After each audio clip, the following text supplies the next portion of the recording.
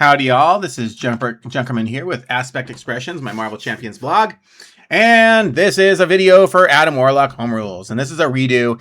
I was trying to do a presentation, make a better video for you guys. Okay, so Adam Warlock Home Rules, let's get into it. As you know, I'm Aspect Expressions, so I build whole box for game night.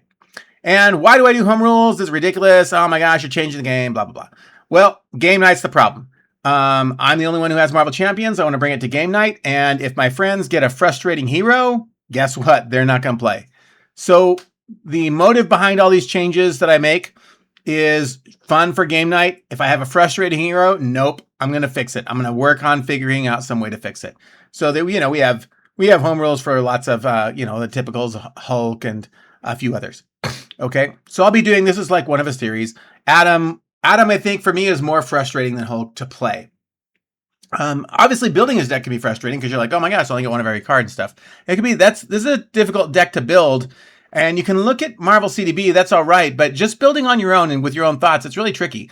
And then when you build whole box for game night, you know, it's economical, right? You just got to be like, what do you have in the box that you can put in his deck? So it's pretty tricky building an Adam Warlock deck, but it's interesting as well. Okay, let's see here. So this is basically a Retcon card. Okay, it comes out on setup, it's a location, and it's permanent. The lore, of course, is Counter-Earth. It's one of the part of Adam Warlock's origin story. If you look up the comics and stuff, it's really cool. Okay, so it's a Retcon card that you may have seen on Reddit. Some other people doing Retcon cards for some of the heroes, Hulk, She-Hulk, Rocket, Wasp, some other ones, okay? Some I think more deserved than others, but they're fun. I've tried them out. I like most of them. I like most of the Retcon cards. So this is one that really scratches an itch for me. Adam is frustrating, mostly because he has discard powers and he has very little control over his discard pile. So he doesn't manage his discard power very well. He dumps cards in there like crazy and doesn't manage it. And that makes him super frustrating. This also leans into the all aspect deck building by giving you a bonus if you get all the aspects in your hand. By maybe giving you a bonus. Let's see. We'll see. Okay, so as we said, Adam's discard power is very poorly managed. Okay.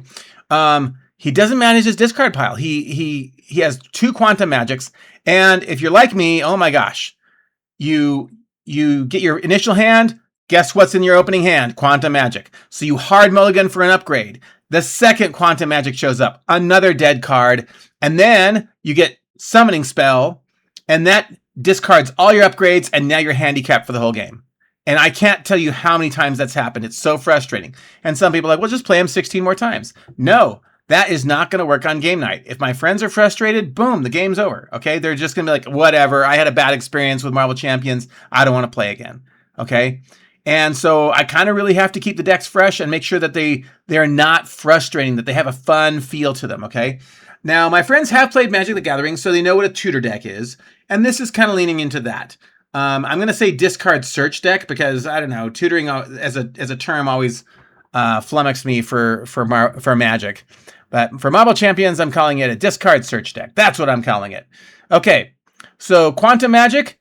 It costs 2 effective resources, so we're going to see it's going to scale here. Let's take a look and let's read the cards real quick. Okay, so response, after you discard more than 3 cards from an effect, shuffle 1 card from the discard pile into your deck. This helps, right? You still could kind of get screwed a little bit, but it's definitely going to help. Now, what does this do for you? It turns a complete handicap. Oh my gosh, I discarded the staff and the cape, everything into the discard pile. It starts turning a handicap into a delay. It's shuffled back into your deck. You're going to get it on this shuffle. You know, if you have to wait till next shuffle, it could be at the end of that deck. And by then the game's over. And you just feel frustrated that you really didn't get to play Adam, right? Hit all the cool things that make Adam powerful. You didn't get to do any of them. Okay. Because so many of them are on upgrades to really make him sing. Okay. So the second here we have the action. And this is basically like Battle Mage, right? Discard a basic card to place a card from the discard pile on top of your deck. Then flip this card. Okay, we're going to talk about how it scales with Quantum Magic and how it scales with a response as well, okay? And that's like Battle Mage. You know, Battle Mage does something if you discard an aspect card. This gives you an action if you discard a basic card. Okay. And then on the back, we have draw a card from your discard pile. Okay, so if you discarded a basic card, you can flip this card. You can do that anytime, right? Oh, I have an extra card. I'm just going to discard this basic card and flip it. Okay, and then you put a card on top of your deck. That's great. Okay, and then this is flipped. And whenever you want, you can do this. You can draw a card from your discard pile, and then if your hand contains at least one card from all four aspects, trigger all your battle mage abilities without discarding, and then flip this card. Okay, let's go. Okay, so going back to Quantum Magic for just a second. I did home rule Quantum Magic, and if you can see, there's really only one thing that got changed besides the picture, and that is it is no longer an event, it is an upgrade, okay? So it needs to be an upgrade. Play it now, use it later. If it's in your opening hand, sure, I'd play it. I'd play that in my opening hand, right? So then when I use my discard powers and do some cool things, I can maybe get a card back, okay? So once it's an upgrade, boom, if it shows up in your opening hand, you can still play it. It's unfortunate if it shows up in your opening hand, but it's useful. It's not a dead card. You can do it, okay? So that's eliminating that frustration. You might be a little frustrated about the choice, and you could end up spending it to get something else and hoping you don't discard something, but it's there for you, okay? Back to Counter-Earth. Okay. So this is, as we said, it's like a basic battle mage power. You're discarding, the action is discard a basic card. So now you could, whatever card you discard, you're going to get to do something, okay? But this doesn't block your battle mage powers. So if you did, say you discarded a justice card to thwart for 2, you can still discard a basic card, okay? So that's kind of, they're not mutually exclusive, okay? So you don't have to choose. Okay, and then you can flip this card and it could be sitting there half the game. And what you might see is all of a sudden you go, oh my gosh, I've got 3 aspect cards in my hand.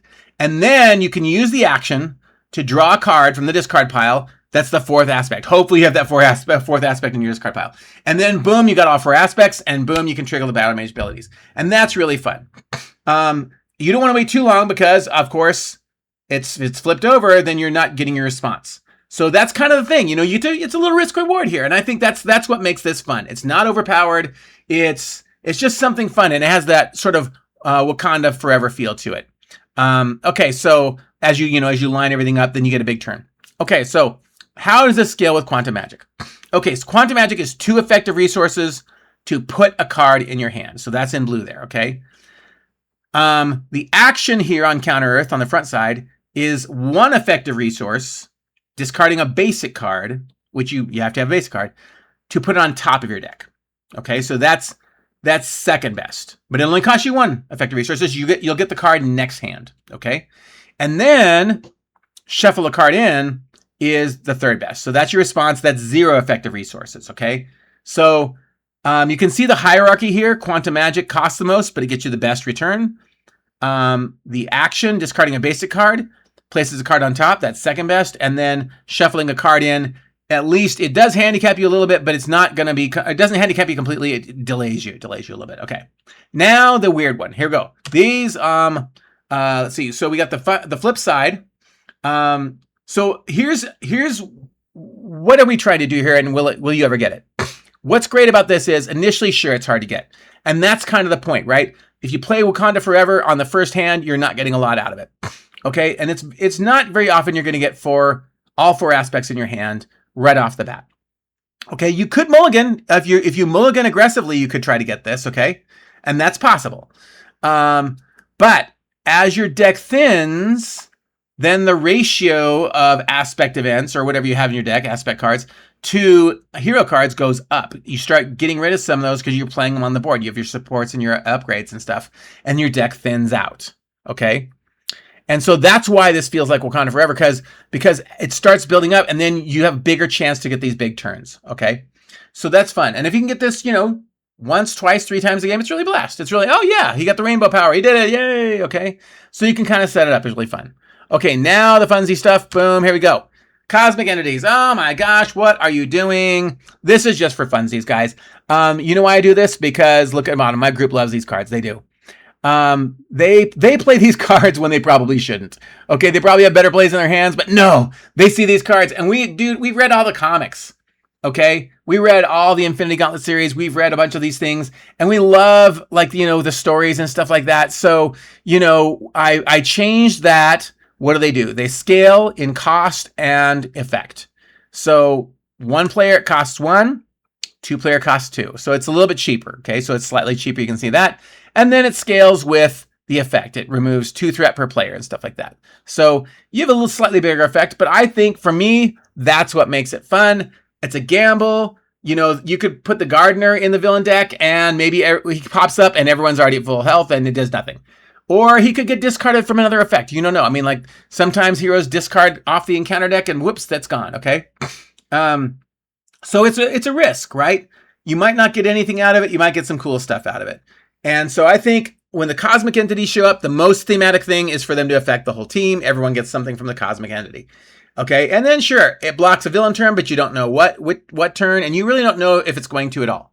So to me, like when you look at some of the cheaper cards to have a big effect, they have some weird convoluted combo, right? Lay down the law, justice card, it's great. You have to flip, you have to change form, right? And then you can, if you spend the right resource, you can thwart for 4. So it's a really big kind of like you have to do A, B, and C to get it to get a cheap card. And that's what we're doing here. By putting these into the villain deck, you put it at random chance. It might be early, it might be late, it might be never. And so for me, that makes it totally worth it to make it cheaper by 1 per player. But then it also scales and has fun. So my friends love these. They have a ball with this.